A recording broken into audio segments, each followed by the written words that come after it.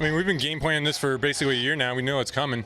And so it doesn't take a lot to know that when you hold the ball, it really messes up the runner and the hitter. So the pitcher has complete control of the situation and dictates the pace now. So, with the ability to also call pitches as well, I can either work extremely quick or extremely slow and really change the pace of this. There's a lot of that time, and I think that's what we're trying to avoid. The pace has been amazing. Obviously, there's a few things that we still have to work, and we got 27 more days or whatever it is to get to where we want to. But for the game, for where we want to go, no doubt about it, this is the right thing.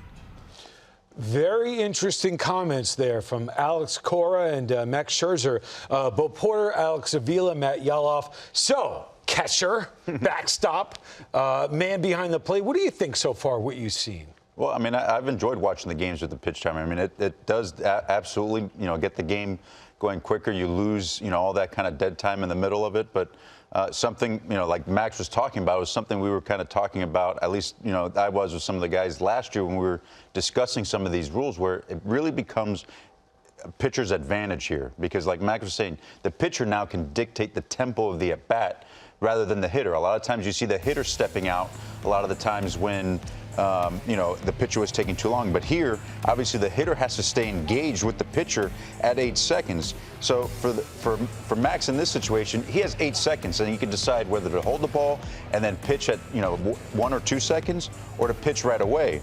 And for a hitter, a lot of times you only have those 2 or 3 seconds where you can really concentrate, and then you got to call time because then you have to refocus. So for the pitcher, the guys that can hold the ball, like Max is doing here, have the advantage to be able to mess with the hitter's timing, but then, like Max was saying as well, also from a base running perspective, the base runner can't get that jump he wants to get because he's trying to time the pitcher. Well, as long as you can hold the ball, you're going to disrupt that. And it really comes into play for those guys that have the ability to do that. Now, some guys can't. Some guys have a nervous tick that they hold the ball 1-2 seconds and they either got to pick or they got to pitch or they step off. Now, but for guys like Max that have the ability to do that, or pitchers that maybe practice that, it'll be able to help them over the course of the season disrupt the timing of a hitter, but then also combat the fact that they only have 2 pickoffs and they can, hold the running game even with only having 2 pickoff attempts. Yeah, he called it, Max did, a cat and mouse game. If you're a manager, if you're back in that seat, how are you managing the cat and mouse game and the players who are coming back after an at-bat saying, I don't like this is not the way. And then the guy comes back and says, I love this. How do you manage that? Well, I think one thing you have to do is you have to simplify it. And it's real simple. And I'll start with the guy in the batter's box.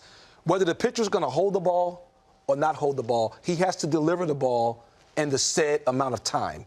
So you have to train your mind to say, once I'm in this box, I'm ready to hit. I'm not even anticipating calling timeout. I'm in the box and I'm ready to hit. Now let's go to the base runner. The base runner, you're going to have your keys, whether or not he comes and he holds the ball for 3 seconds and deliver, or whether or not he holds the ball for as long as he possibly can and delivers, or whether or not he picks the first time or pick the second time and he don't have any picks left. You're simply reading your keys, because if you're reading your keys, it doesn't matter what the pitcher is going to do. If he holds the ball too long, it's a violation on his part. So I wouldn't get into the cat and mouse side of it, because now I think from a hitter standpoint or a base running standpoint, you're playing right into the game of the pitcher and him trying to play a cat and mouse game. Okay, so let me take it to you again. And the relationship and the communication between catcher and pitcher has changed overnight, one day. This is now the rule. I mean, you knew it was coming. Right. But how is that going to affect the communication aspect? Well, it affects it to where, if you're a pitcher that really relies on your catcher to call the game, you have to be on point as a catcher, because you don't have that time within the game to kind of think things through, and try to get on the same page with the pitcher. You got to be going, from the get-go, make sure you're really prepared going into that game. On the other side now, pitchers MLB's giving the pitcher the opportunity to be able to call their own game by using that pitch comm system. I think some guys will use it because they'll want that ability to be able to do that. Some guys will still want the catcher to be able to do that and not have to think about it. I get that. The other thing is when you look at base runners and controlling a running game, like I'll go back to Max. Max, his move stinks. Like, he's got a bad move, but he holds runners really well because he can hold the baseball. So when I was catching, he always gave me a great opportunity to throw guys out because he can hold the baseball, not so much because of his pickoff move. Go ahead. No, I think the biggest thing is the umpires adhering to the rule. Yeah. And they can't waver. That's a and big key. At the end of the day, it's a violation, and you have to call it. And I think the players will adjust as long as the umpires adhere to the rule. We look at the 24-second clock in basketball. If you don't shoot the ball in 24 seconds, it's a turnover.